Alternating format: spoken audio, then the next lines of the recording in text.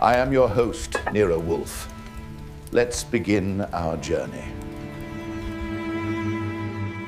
It was a Tuesday, and I was doing my best to remain inconspicuous behind my desk, which is a fairly tall order in an office, as heavily populated with heavy furniture as the 1 inches Nero Wolfe's brownstone on West 35th Street. Wolfe was in his oversized, specially reinforced chair, his eyes closed, his breathing as steady and rhythmic as a grandfather clock, and a book on the cultivation of rare orchids resting face down on his mountainous lap. Everything was exactly as it should be, which meant the air was thick with the scent of beer, pipe tobacco, and the impending sense of boredom that usually preceded an afternoon of filing or, God forbid, more cataloguing of the basement plant collections. Then, the doorbell rang. Fritz took his time getting to it, but the sound of the front door opening and closing was followed immediately by the rustle of expensive silk and the sharp, rhythmic tap of heels on the parquet floor that signaled someone who was not only agitated, but used to getting their way. I didn't even look up from my typewriter, focusing instead on the memo I was drafting for the insurance agency. But I felt Wolfe's eyes snap open. He didn't move, but the atmosphere in the room shifted, tightening like a string pulled to its breaking point. The woman who swept into the office was somewhere in her 30s, dressed in a tailored navy suit that cost more than my annual salary, and carrying a handbag that looked like it could be used as a blunt instrument if the need arose. Her eyes were bright with a frantic, cold light, and she didn't wait for an invitation to take the chair opposite Wolfe. She looked at him as if he were a piece of scenery that needed moving, then shifted her gaze to me, her lips thinning into a line of strained impatience. She didn't offer a name, but she tossed a heavy embossed envelope onto Wolfe's desk, the seal glinting with a wax insignia I didn't recognize.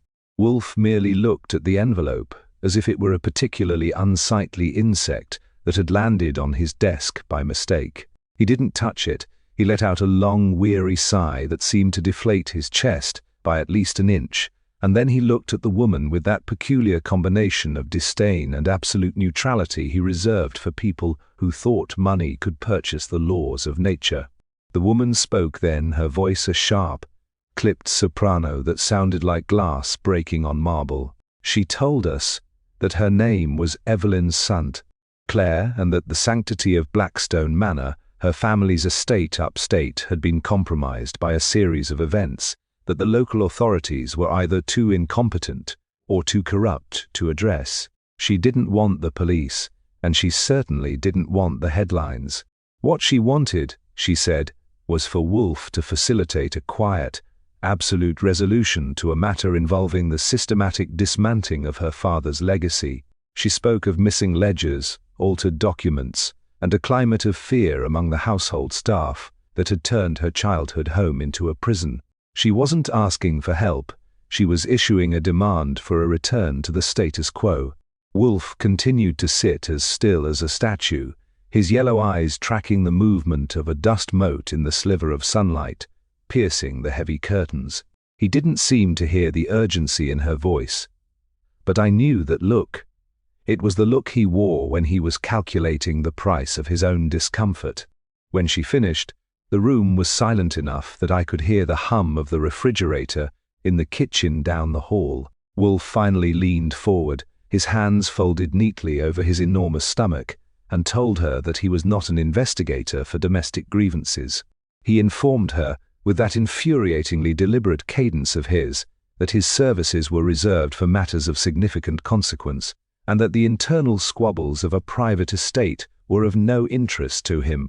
He practically reached for the buzzer to signal Fritz to escort her out. But then, she did something I didn't expect. She didn't plead.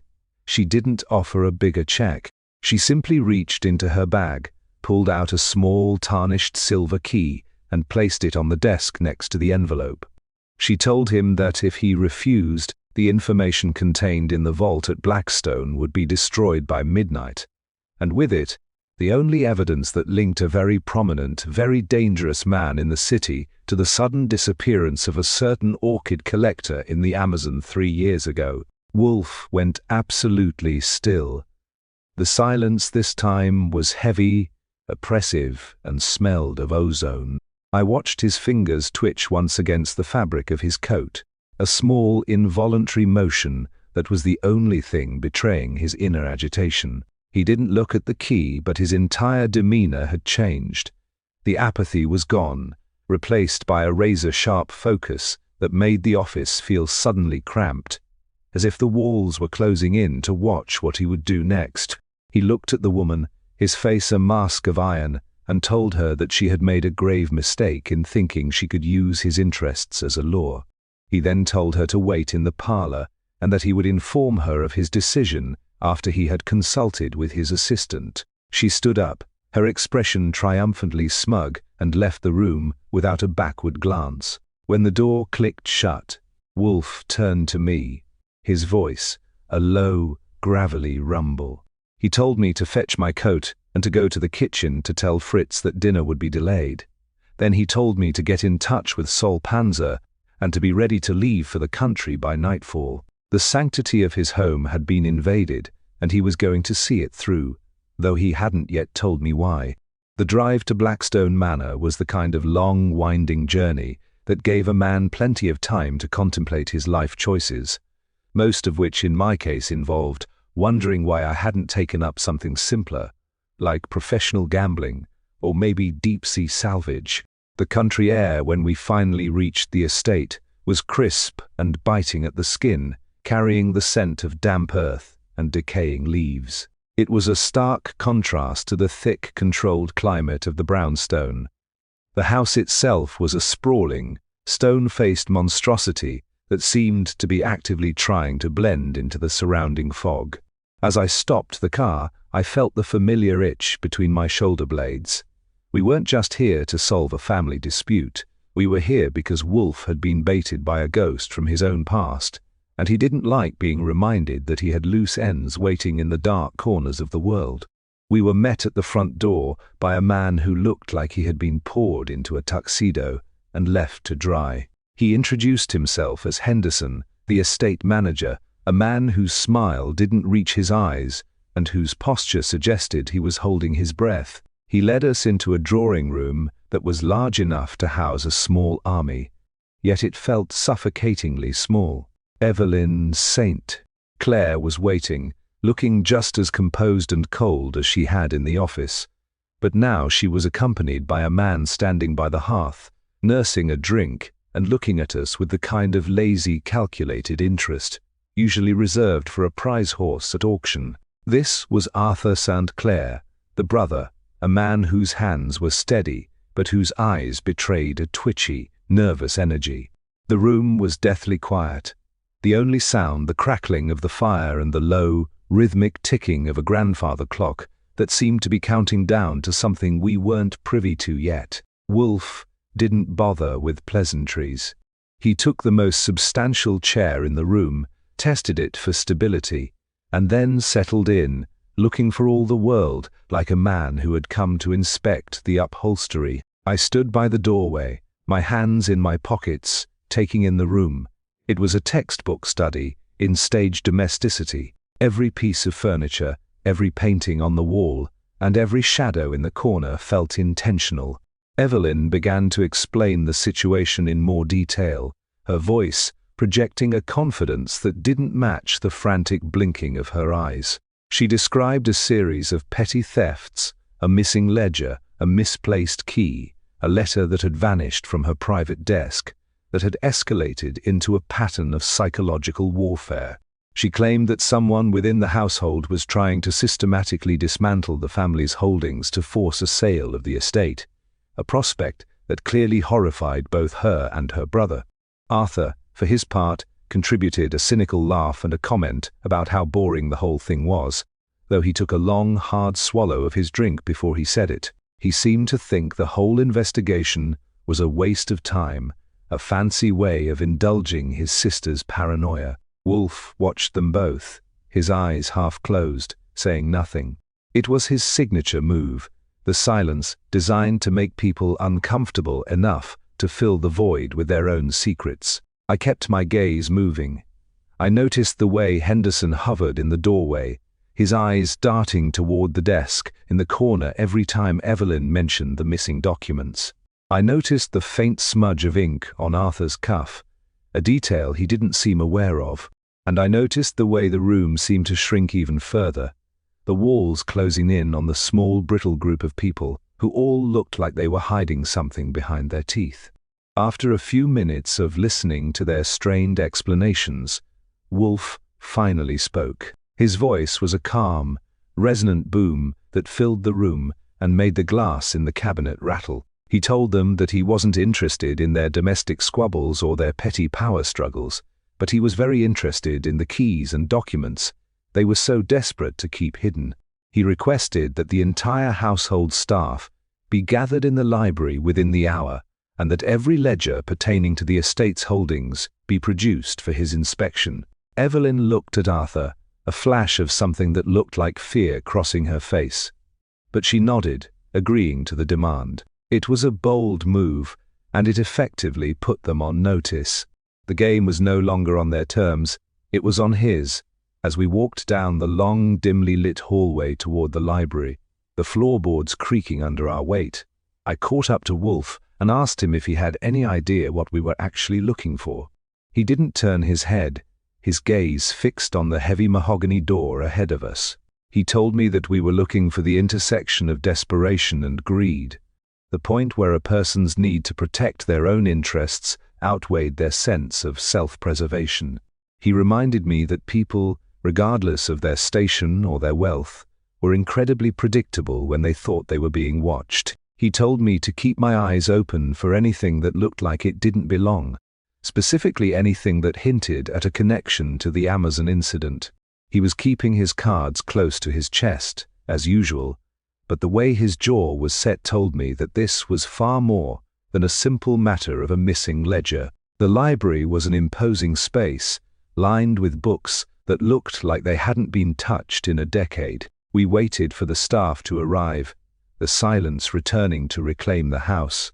I could hear the wind howling outside, a mournful sound that made the warmth of the fire feel like a lie. I realized then that the disruption we were bringing to this house wasn't just about finding a thief, it was about tearing down the carefully constructed facade that these people had spent their lives maintaining. Wolfe sat in a chair, his eyes closed once more, his breathing deep and slow, looking as immovable as a mountain. I leaned against the bookshelves, feeling the weight of the mystery pressing against me, knowing that by the time we left this place, whatever secrets were buried within these walls would be laid bare, and the peace, fragile as it was, would be shattered beyond repair. The library, a cavernous room smelling of dry paper and cold ash, was filling up. 5 individuals stood in a ragged semicircle before Wolfe's chosen chair. There was Henderson, the estate manager, who looked as if he were trying to fade into the mahogany paneling. Beside him stood the cook, Mrs. Halloway, a woman whose face was a map of deep-set lines and whose hands were perpetually busy kneading the fabric of her apron.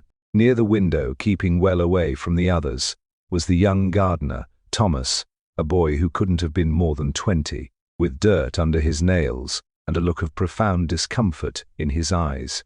Completing the group were the 2 housemaids, Clara and Beatrice, who were huddled together like 2 birds braced for a storm. They were a pathetic, nervous collection of humanity, and as I watched them, I couldn't help but think that Wolfe's presence alone was enough to make them feel like their very souls were being audited. Wolfe didn't say a word for a minute. He just sat there, his hands laced over his stomach, his eyes sweeping across the group with the deliberate intensity of a hawk circling its prey. He wasn't looking for a confession, he was looking for the tremor in a hand, the shift in a stance, the way a person's breathing patterns changed when they realized they were being weighed and measured. It was a silent interrogation, and it was devastatingly effective. Mrs. Halloway was the first to crack, shifting her weight and letting out a sharp, jagged sigh that sounded like a sob cut short. Henderson, conversely, stood straighter, his jaw set in a line of defensive pride. Wolfe finally leaned forward, his voice a low, smooth rumble that seemed to vibrate against the floorboards. He asked them, in his most pedantic and infuriatingly polite tone. If they realized that the atmosphere of Blackstone Manor had become one of suspicion and deceit. He didn't wait for an answer. He began to dissect their roles, not as employees, but as the pieces of a puzzle he was already well on his way to solving. He addressed Mrs. Halloway first, asking her about the deliveries to the kitchen and why a house of this size had been ordering an excess of exotic spices that weren't used in any of the recipes she claimed to prepare. She stammered something about a personal hobby, her face flushing a deep, mottled red. Wolfe cut her off with a sharp wave of his hand, his expression one of bored indifference. He then turned to the gardener, Thomas, and questioned him about the late-night activity near the perimeter of the estate. The boy turned pale, his eyes darting toward Henderson for support, which he didn't get. It was clear that the hierarchy of this household was built on a foundation of mutual resentment and half-kept secrets, and Wolfe was picking it apart with the casual ease of a man shelling peas. I leaned against a bookshelf, keeping my eyes on the periphery. My job wasn't to grill them, it was to watch for the reaction that didn't fit. I saw Clara, the youngest maid, glance repeatedly toward the heavy roll-top desk in the corner. Her behavior was erratic, her gaze jumping from Wolfe to the desk and back again, as if she were waiting for the furniture to stand up and shout a confession. Beatrice was trying to appear calm, but her right hand was clenched so tightly in her apron that her knuckles were white. These people weren't just afraid of losing their jobs, they were terrified of what would happen if the truth about their domestic arrangement was laid out in the light of day. They were all complicit in a game they didn't fully understand, and Wolfe was forcing them to play by his rules. Wolfe's interrogation continued for another half hour. He didn't raise his voice, and he didn't threaten them. He simply wove a net of questions, each one tighter than the last, until the space between them and the truth felt like it was vanishing. He pressed Henderson on the accounting discrepancies, trapping him in a series of contradictions regarding the estate's operational budget. He caught the cook in a lie about her whereabouts the night of the second theft. He cornered the gardener until the boy finally confessed to being paid to look the other way when certain visitors arrived after midnight. It was a masterclass in psychological deconstruction. By the time Wolfe signaled that the session was over, the air in the library was thick with tension, and the staff members looked like they had been through a physical brawl. When the staff had been dismissed, the room felt empty and cold. I walked over to the desk they had been staring at. It was locked, of course, but as I ran my fingers along the wood, I felt a slight indentation that didn't look like part of the grain. It was a hidden latch, perfectly camouflaged. I looked at Wolfe, who was still in his chair, his eyes closed, his expression one of deep, brooding concentration. I didn't need to ask him if he had noticed it. He had known it was there all along. He had brought these people in here not to get information from them, but to see who would guard that desk the most fiercely. I realized then that the mystery of Blackstone Manor wasn't about missing money or family secrets. It was about the power dynamic that governed this house, and the lengths people would go to preserve it. Wolfe had successfully identified the center of the infection, and now he was going to wait for the fever to break. The house had settled into a sullen, watchful silence by the time I stepped out into the night air. The fog had thickened, curling around the stone pillars of the veranda like a living thing, and for a moment I stood there just listening to the distant, rhythmic drip of water from the eaves.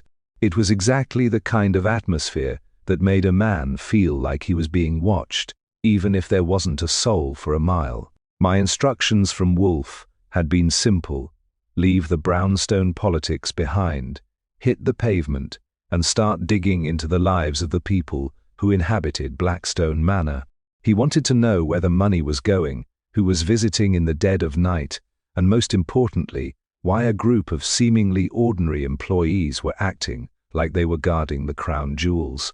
I drove into the nearest town, a place called Oakhaven, that looked like it had been designed specifically to be ignored by the rest of the world. The streets were narrow, poorly lit, and smelled of wood smoke and damp pine. I started at the local tavern, a place that served as the nerve center for anyone who wanted to know what was happening behind the closed doors of the big estates in the valley.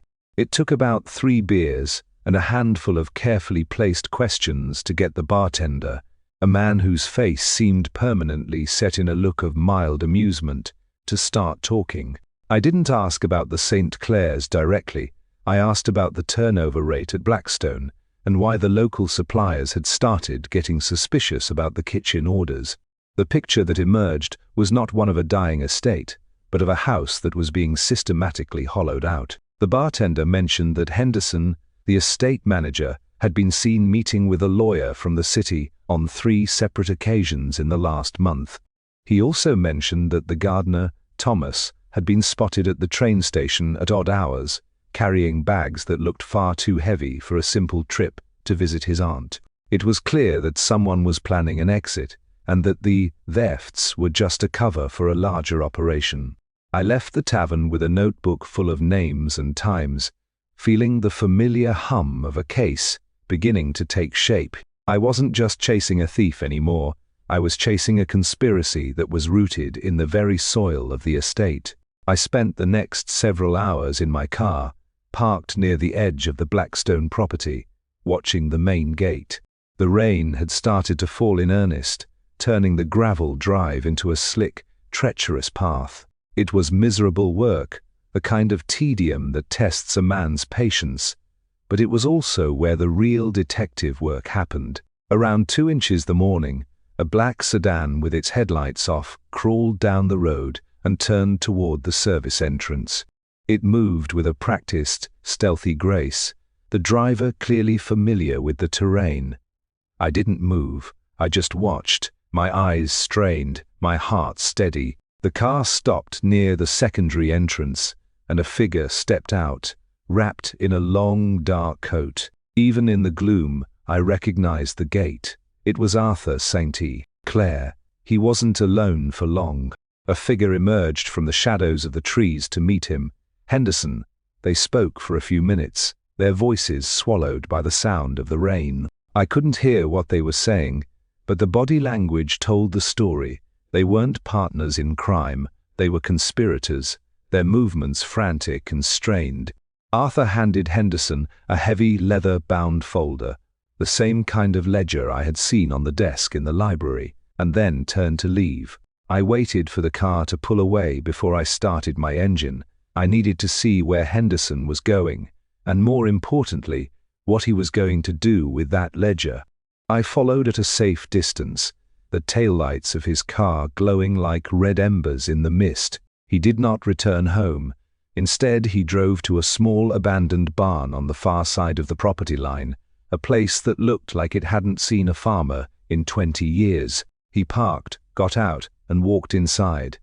I waited a beat, then slipped out of my car and moved toward the barn, keeping to the shadows. I could hear the faint murmur of voices inside, joined by a third person I hadn't seen before. My blood ran cold. The third voice was sharp, cultured, and carried the unmistakable cadence of an outsider, someone who didn't belong in this rural backwater. I pressed myself against the side of the barn, trying to catch a stray word, a name, anything that would link this to the Amazon incident Wolfe had mentioned. Then I heard it. The name Vane wasn't mentioned, but the mention of a shipment of a crate left in a warehouse in the city, and a date that matched the disappearance of the orchid collector. It was the missing piece. The theft at Blackstone wasn't just about money. It was a desperate attempt to cover up a trail that led straight back to a crime Wolfe had been trying to solve for years. I realized then that we had walked right into a trap, or at least a situation that was much more dangerous than a family feud. I pulled my coat tighter, the dampness seeping into my bones, and started the long, quiet walk back to the car. I had enough to take back to Wolfe, but I also knew that the moment we stepped back into that house, the game would shift from observation to confrontation. The quiet, orderly world of the brownstone was a world away, and the shadows here were starting to look a lot like teeth. I returned to the brownstone an hour before dawn, my clothes damp and smelling of the damp, decaying atmosphere of the countryside. The house was silent, as it always was at that hour. Yet, as I stepped into the hallway, I felt the unmistakable weight of someone waiting. I didn't head to my room to change. I went straight to the office. Wolfe was still in his chair, though he had discarded the book, and was now staring at a small porcelain bowl of water he had placed on his desk. He didn't look at me when I entered, but his voice, clear and precise, cut through the quiet, asking for a full accounting of my night. I gave it to him detail by detail, leaving out nothing. I told him about the meeting between Arthur and Henderson, the folder, and the voice of the stranger in the barn, a man who sounded like a ghost from an old case file. Wolfe listened with his eyes closed, his fingers tapping a slow, rhythmic beat against the armrest of his chair. When I mentioned the warehouse and the specific date associated with the Amazon incident, his tapping stopped. He opened his eyes, and the look he gave me was one of cold, calculating fury. He didn't erupt, he didn't pace, he simply became heavier, more immovable, a mountain of intellect forming a plan. He told me that my observation in the barn had provided the final piece of the crime's structural integrity. The theft of the ledger wasn't just to hide greed. It was an act of architectural removal. They were tearing down the house to hide the foundation, and that foundation was built on the remains of a life they had extinguished years ago. He told me to go to the kitchen, find Fritz, and have him prepare a very specific set of infusions, not for drinking, but for chemical analysis. The next few hours were a blur of activity that defied the slow, sedentary pace usually associated with the brownstone. While Wolfe remained in his chair, seemingly doing nothing but thinking, I was back on the phone with Saul Panzer, giving him specific instructions on how to track the warehouse location in the city. The household at Blackstone was being monitored, and the net was tightening. But the most important work was happening right here in the office. Wolfe had requested a sample of the spices Mrs. Halloway had been ordering, the ones I had noticed in my earlier report. When Fritz brought them in, Wolfe didn't look at them. He gestured for me to open the containers. He wanted to know, down to the exact gram, how much of each ingredient had been used and how much was missing. It turned out that the spices weren't spices at all. They were chemical precursors, the kind used in extracting and preserving organic samples. Wolfe's theory was brilliant in its simplicity. The thief wasn't just stealing money. They were using the kitchen to process evidence that was meant to be shipped overseas. The thefts of ledgers and documents were merely the background noise to hide the larger, more lucrative smuggling operation. The suspects weren't just petty criminals. They were conduits for a larger global trade that had been thriving under the cover of the Sainty Clare Estate's reputation. Wolfe looked at the jars with a mix of academic interest and profound distaste. He explained to me that the human capacity for rationalizing corruption was the most predictable element of any investigation. I spent the rest of the morning cross-referencing the shipping manifests I had pulled from the local harbor records against the dates Arthur St. Clair had been seen at the estate. The correlation was exact. Every time a shipment of spices arrived at Blackstone, an export cargo left the harbor, destined for a warehouse that was tied to the very same man Wolfe had been tracking for 3 years. The realization hit me with the force of a physical blow. We hadn't just walked into a domestic dispute. We had stumbled upon the operation that had cost a man his life in the Amazon. Wolfe sat there, his face a mask of iron, contemplating the implications. He knew that the moment he moved to expose this, the entire house of cards would collapse, and there was a high probability that more than just secrets would be buried in the aftermath. He finally stood up, a rare monumental event, and walked to the globe in the corner of the room.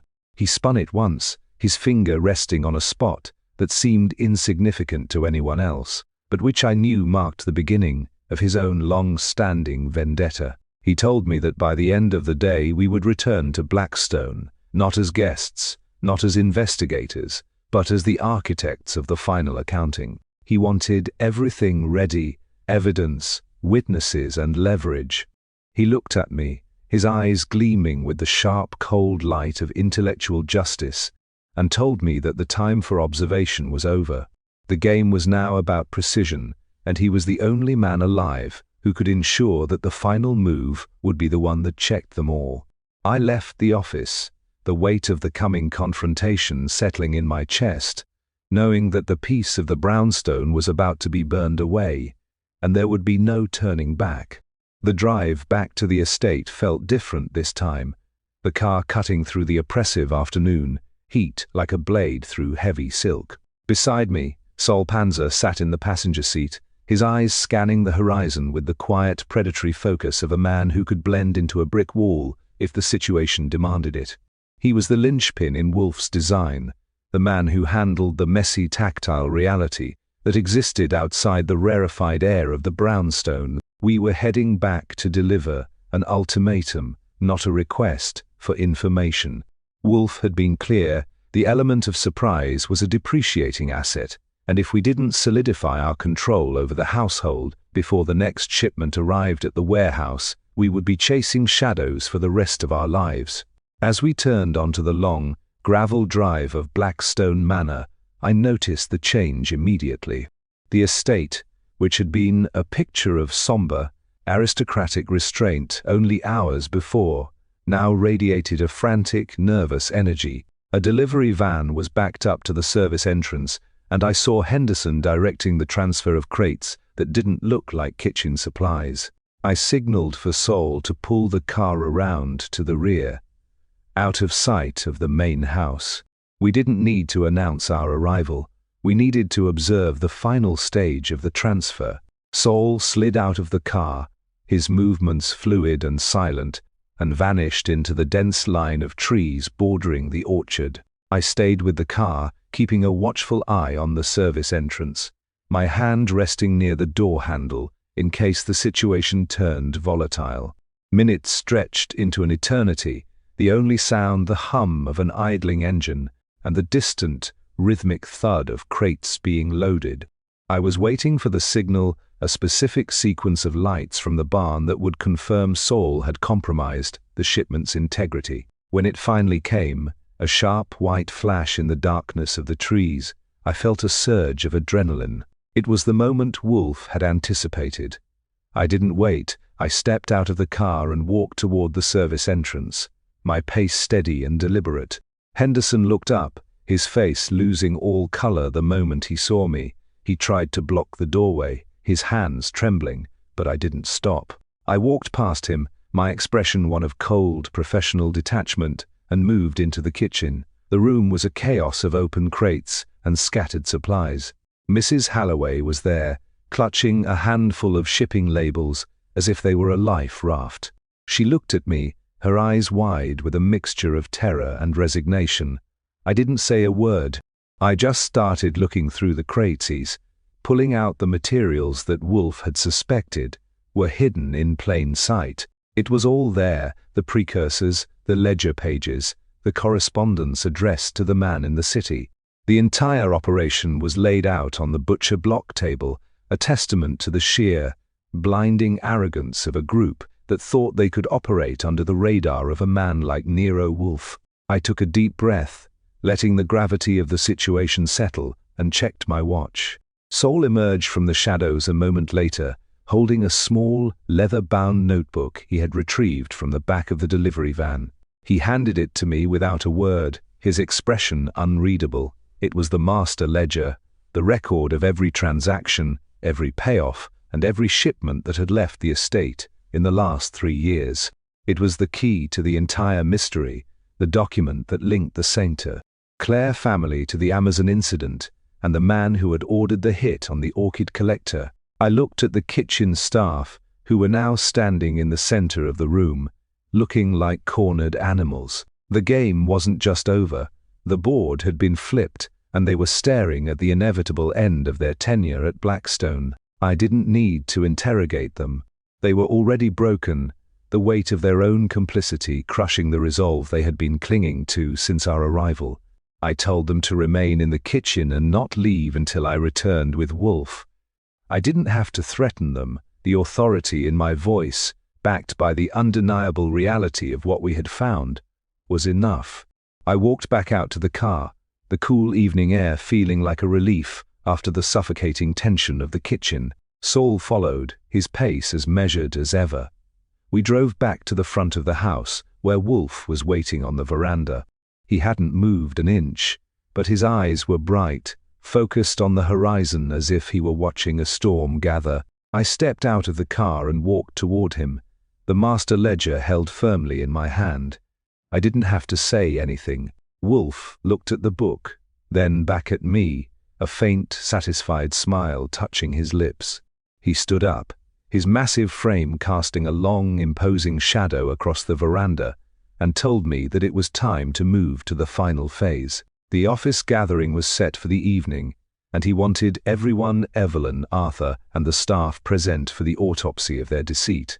He walked into the house, his stride heavy and purposeful, and I followed, knowing that the last case at Blackstone Manor was about to reach its logical, and for some, its inevitable conclusion. The sanctity of the brownstone had been threatened, and Wolfe was about to reclaim it with a precision that would leave nothing standing in his path.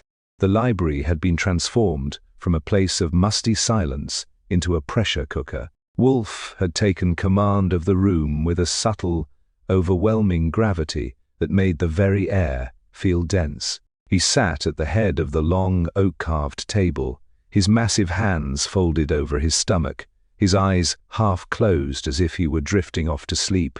It was, of course, a calculated facade. I stood in the corner, my back against the bookshelves, keeping a watchful eye on the room's occupants. Evelyn and Arthur St. Clair sat across from one another, their faces pale, their movements stiff. The household staff were huddled on the far side of the room, their eyes darting nervously toward the heavy door every time it creaked. The silence was absolute, save for the ticking of the grandfather clock that sounded, in this atmosphere, like a series of hammer blows. Wolfe began without an introduction. He didn't clear his throat or offer a pleasantry. He simply started to speak, his voice a low, resonant rumble that seemed to vibrate in the floorboards. He didn't speak of the thefts or the petty grievances that had brought us to the estate. Instead, he spoke of the nature of shadows and the inevitable light that comes to displace them. He began to narrate the history of the Blackstone operation, starting with the Amazon incident 3 years ago. He spoke of the orchid collector whose disappearance had never been solved, and he wove the names of companies, shipping manifests, and chemical precursors into a tapestry that left no room for doubt. He wasn't accusing them of a crime. He was explaining the mechanics of their ruin, his voice as calm and steady as the ticking clock. I watched them as he spoke. Evelyn's expression had shifted from cold arrogance to a kind of hollow, distant shock. Arthur, on the other hand, was sweating, his fingers fumbling with the hem of his jacket as he tried to avoid Wolfe's gaze. Wolfe didn't look at them, but he spoke as if he were dissecting them in real time, pulling apart the layers of their deception with a surgical precision that made me feel almost sorry for them. He reached the point where he detailed the meeting in the barn, the precise moment when the last of their efforts to hide their trail had been documented. He didn't mention my name or Saul's, but his description of the surveillance was so vivid that it felt like he had been there, a silent observer in the rafters, watching the entire sordid affair unfold. The atmosphere in the room tightened until it felt as if the walls were physically pressing in on us. Wolfe stopped speaking, allowing the silence to stretch, to grow, to become an entity of its own. He waited for someone to break, for the first sign of a crack in their collective defense. It was a classic, brutal move, the silent gambit that forced the truth to the surface by sheer force of expectation. Henderson, the estate manager, was the first to buckle. He stood up, his face ashen, and began to stammer a defense that sounded like the frantic chirping of a trapped bird. He claimed it was all Arthur's idea, that he had been coerced, that he was merely a functionary in a larger, darker game. Arthur lunged at him, a desperate, clumsy move that was stopped by a sharp, commanding word from Wolfe that sounded like a gunshot in the quiet room. Wolfe silenced the ensuing chaos with nothing more than a look. He shifted his focus to Arthur, his gaze so heavy and so profoundly judgmental that the man slumped back into his chair, his spirit seemingly extinguished. Wolfe then proceeded to outline the evidence we had secured. The ledger from the barn, the analysis of the chemicals, and the correspondence linking them to the warehouse in the city. He didn't raise his voice, but the weight of his words was absolute. He spoke of justice, not as a legal concept, but as a moral imperative that had to be satisfied if the world was to remain in balance. He told them that they had not only violated the sanctity of their home, but had participated in the erasure of a life, and for that there could be no quiet resolution. The air in the room seemed to clear, the toxic tension replaced by the cold, bracing reality of exposure. Evelyn, who had remained silent throughout the eruption, finally stood up. She looked at Wolfe, her face stripped of all the artifice and the cold, sharp armor she had worn since our arrival. She asked him what he wanted, her voice hollow and devoid of its earlier, clipped authority. Wolfe didn't blink. He told her that he wanted nothing from them but the truth and the immediate, absolute cessation of the entire operation. He stipulated that all documentation, all remaining assets, and all contact with the urban conspirators were to be surrendered to the authorities by morning. It wasn't a negotiation, it was a surrender document drafted in the language of intellectual inevitability. I watched the final pieces of their control crumble. They were broken, not by the law, but by the overwhelming quiet dominance of a man who had refused to let their secrets remain buried. As I looked around the room, I knew that the mystery was effectively solved, the puzzle pieces forced into their final fatal configuration. The library, once a refuge for the family's secrets, had become their confessional. The silence returned, but this time it was different. It was the quiet of a house that had been purged of its infection, the dark, damp corners finally exposed to the cold, antiseptic air of truth. Wolfe sat there, his work nearly complete, the master of the house in every sense of the word, awaiting the final, inevitable collapse of the world they had tried so hard to build. The transition from the library to the formal office in the brownstone had been handled with a speed that left the St. Clair family in a state of shocked disorientation. Wolfe had insisted that the final resolution take place on his own territory, the only place where he could guarantee the total surrender of his adversaries. When the clock struck 8 inches the evening, the office was once again a temple of order. The heavy velvet curtains were drawn, the yellow light from the desk lamp casting long, sharp shadows against the shelves of books, and the air was thick with the faint, comforting scent of pipe tobacco. Wolfe was back in his chair, the undisputed monarch of the room, while Evelyn and Arthur sat in the 2 uncomfortable wooden chairs I had placed for them. They looked small, fragile, and utterly out of place against the backdrop of Wolfe's monumental presence. I stood by the door, my hands in my pockets, acting as the silent warden. Solpanzer was outside, ensuring that no further outside interference arrived to complicate the final stages of the process. The atmosphere in the room was not one of rage, but of cold, clinical finality. Wolfe began by placing the leather-bound ledger we had recovered from the barn directly in the center of his desk. He didn't open it. He simply let it sit there, a silent, damning indictment of the entire operation. He addressed Evelyn first, his voice as smooth and steady as the flow of a river, laying out the precise timeline of their involvement. He detailed not just the thefts and the smuggling, but the deliberate, calculated way they had leveraged their status to protect the very criminals who had orchestrated the Amazon disappearance. Evelyn tried to interrupt, her voice rising in a desperate pitch, but Wolfe silenced her with a single, raised hand. He told her that her perspective was irrelevant, that the facts had already been established, and that there was no longer any room for narrative or justification. He spoke of the orchid collector with a rare personal intensity, his eyes fixed on some point in the distance, his voice betraying the depth of the grudge he had been nurturing for 3 years. It wasn't just a professional interest for him, it was a matter of intellectual vindication. He had been haunted by the missing man, and now he was finally drawing the circle closed. Arthur, sitting beside his sister, looked as if he were trying to shrink into his own clothes, his eyes darting toward the door as if he were contemplating a flight that he knew was impossible. Wolfe then turned his attention to the moral failure of the St. Clair family, treating them to a lecture that was both scathing and precise. He didn't call them evil, he called them small. He stripped away the veneer of their wealth and their social standing, revealing the petty greed and the profound cowardice that had driven them to participate in a criminal enterprise. He told them that their legacy, which they had fought so hard to protect, was already dead, and that the ruins of Blackstone Manor would serve as the only monument to their ambition. It was a brutal, systematic dismantling of their self-worth, and I watched as the last of their defiance flickered and died. They were no longer the masterminds of a smuggling ring. They were 2 frightened individuals standing before a man who held the key to their total erasure. The climax of the confrontation came when Wolfe reached into the drawer of his desk and pulled out a stack of documents I had spent the last 2 days gathering.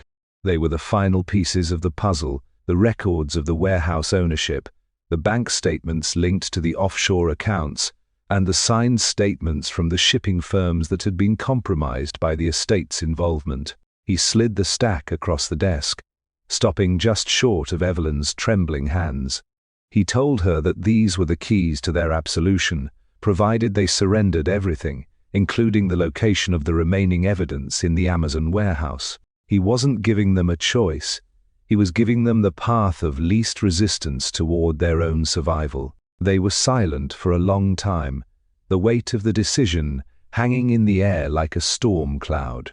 Evelyn reached out, her hand shaking, and pulled the documents toward her. She didn't look at Wolfe. She didn't look at the ledger. She simply stared at the papers, as if they were a death warrant, which, in a way, they were. Arthur finally spoke, his voice cracked and weak, asking what would happen if they refused. Wolfe didn't bother to answer. He simply looked toward the door, where the sound of an approaching siren could be heard in the distance, a subtle prearranged signal that Saul had triggered to remind them that the law was no longer a theoretical threat. The message was received. Evelyn stood up, her face a mask of hollow resignation. She told Wolfe that they would provide whatever he requested. The files would be turned over, and that they would never return to Blackstone Manor. They were, for all intents and purposes, dead to their own history. Wolfe nodded once, a brief, sharp motion, and signaled for me to escort them out. As I opened the door to the hallway, the cool night air brushed against my face, a stark contrast to the heavy, claustrophobic heat of the office. They walked out of the room without a backward glance, the heavy silence of the brownstone closing in behind them, signaling the end of the conclave. The case was solved, the ledger was in our possession, and the weight that had been pressing on the house for days had finally, mercifully begun to lift. The office was empty, but it felt more crowded than it had all evening. The scent of Evelyn's perfume still lingered in the air, a sharp, floral cloy that clashed with the earthy, grounded smell of Wolfe's pipe tobacco. I walked to the window and pulled the heavy drapes back, letting the street lamp light spill across the floorboards.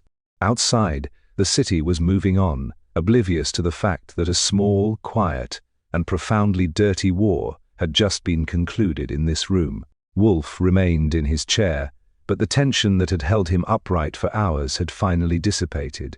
He looked, for the first time, his true age a mountain of a man who had earned his rest through the exertion of pure, concentrated thought. He didn't look at me. He looked at the ledger, which now sat open on his desk, revealing the names and figures that had cost a man his life in the Amazon. He began to talk, not to me, but to the room, to the ghosts of the investigation. He walked me through the anatomy of betrayal, piece by piece. The St. Clairs had never been the architects, they had been the conduits. They were people who believed that their name and their estate were shields that could repel the consequences of their actions. Wolfe spoke of the irony of their downfall, how they had allowed the very people they deemed beneath them to become the agents of their destruction. He explained that Henderson, the estate manager, had been the one to initiate the contact with the city conspirators, sensing early on that the family's finances were stagnant and that the estate could be used as a front for the illicit movement of sensitive materials. The reveal wasn't about the mechanics of the smuggling. However, it was about the psychology of the crime. Wolfe described how Evelyn and Arthur had slowly rationalized their complicity, convincing themselves that they were doing something for the greater good of the estate's future. It was the oldest, most pathetic story in the book, the corruption of ambition. He pointed to a specific entry in the ledger, a date from 3 years ago, that coincided with the disappearance of the orchid collector. It was the moment they had crossed the line, the moment they had chosen silence over morality. The collector hadn't been a victim of chance. He had been an obstacle to their enterprise, and they had stood by while he was disposed of to ensure their operation could proceed. As he spoke, the full weight of the investigation hit me. We hadn't just saved an estate, we had unearthed a grave. The collector, a man Wolfe had known and respected in the insular world of botany, had been sacrificed on the altar of Saint Imai. Claire's greed, Wolfe's voice, which had remained calm throughout the night, tightened with a barely perceptible tremor of rage. He told me that the injustice was not in the crime itself, but in the arrogance of the people who believed they could bury it. He had spent years waiting for a crack in their facade, and when they finally came to him for help, driven by their own internal paranoia and the fear of their partners, he had seen the opportunity to bring the entire rotten structure down. He leaned back, his eyes closing, and allowed himself a moment of silence. I realized then that the reveal was for him as much as it was for the truth. He had needed to externalize the frustration, to transform the abstract suffering of the victim into a concrete reality that could be judged and punished. He told me that he would be forwarding the entirety of the evidence to the district attorney within the hour, ensuring that the Saint-Hour Clares would not just lose their estate, but would face the full measure of legal accountability. It was a cold, efficient justice, the kind that Wolfe excelled at delivering. He didn't want their apologies. He wanted their total removal from the sphere of polite society. The office felt cold again, the adrenaline of the confrontation fading into the quiet, steady rhythm of the house. I watched him sit there, his hands still folded, his mind already moving on to the next problem, or perhaps to the next orchid he would need to attend to in the basement. The reveal had been complete, the mystery deconstructed and solved, and the sanctity of the brownstone had been restored. He opened his eyes and looked at me, a brief, sharp glance that conveyed everything that didn't need to be said. The case was finished, the betrayal had been addressed, and now the long, difficult process of returning to the normal, quiet life of the brownstone could begin. I turned off the desk lamp, leaving the room in a comfortable, familiar darkness, and started the process of organizing the documents for the morning. The final act was yet to come, but for tonight, the truth had finally been spoken, and that, in Wolfe's world, was enough. The brownstone had regained its equilibrium with a swiftness that was almost unsettling, as if the house itself were capable of shaking off the impurities we had dragged inside. By the following afternoon, the files had been delivered, the statements signed, and the news of the St. Clair downfall was already beginning to ripple through the city's legal circles. I was back at my desk, the typewriter clacking away with a rhythmic, reassuring sound that felt like a heartbeat. The case of Blackstone Manor was history, tucked away in the filing cabinet under a label that Wolfe would likely never have cause to consult again. Upstairs, the quiet was absolute.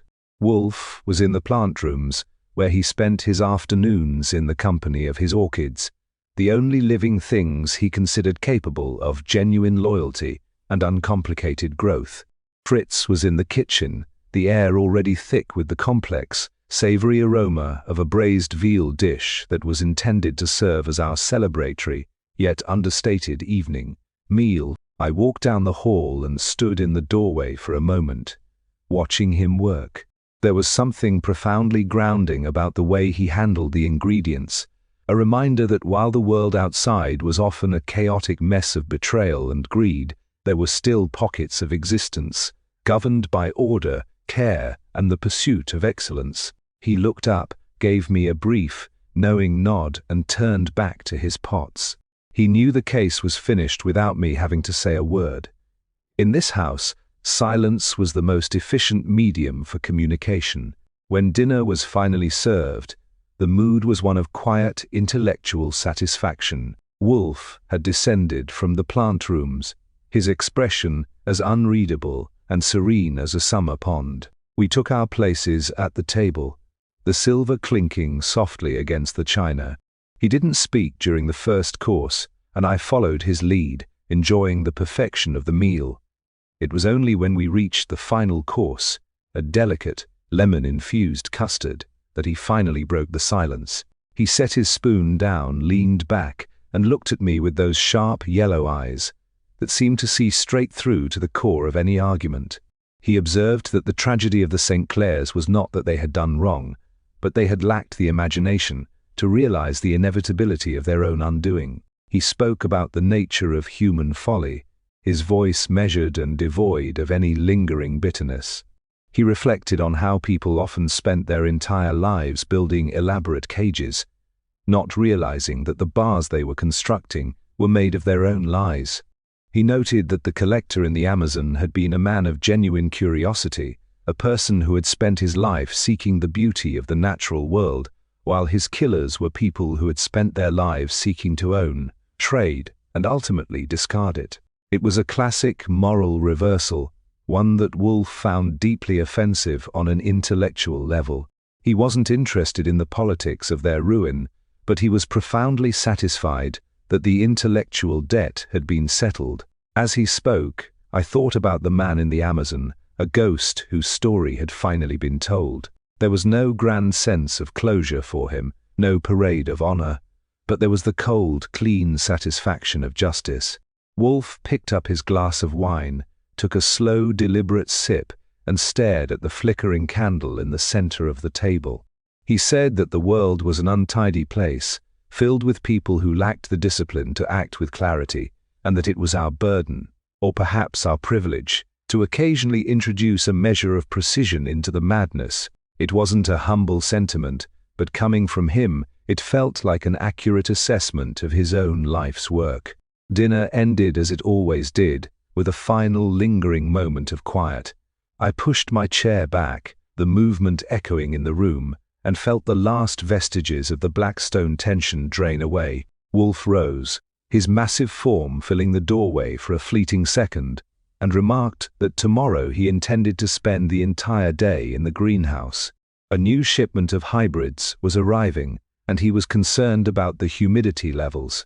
He was already looking forward, his attention shifting back to the only things in his world that didn't demand his judgment. It was a perfect, self-contained conclusion.